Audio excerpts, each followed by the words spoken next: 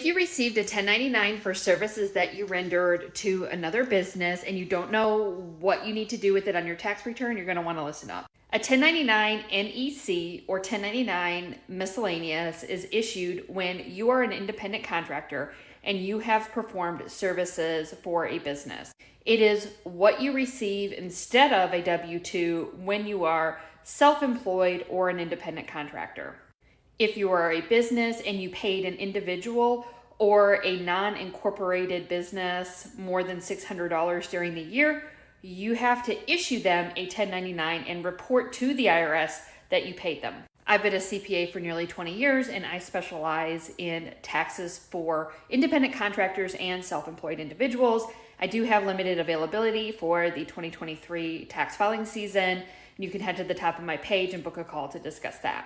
The amount on a 1099 does not determine the amount of income you have to pay tax on, and let me explain that. You have to pay tax on the income that you received from the business, the income that hit your bank statement or that you were paid in paper cash, less the expenses that you incurred as part of your business. And if you're a 1099 contractor, even if you're not paying for things like advertising and marketing, you're probably paying for things like your home office and you still have deductions whether you believe it or not.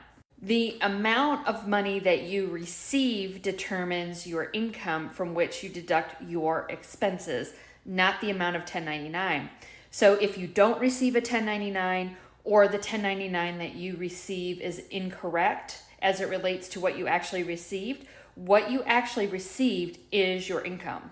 It's not uncommon for 1099s not to match the deposits from that company because of timing issues or the way that they calculate the payments.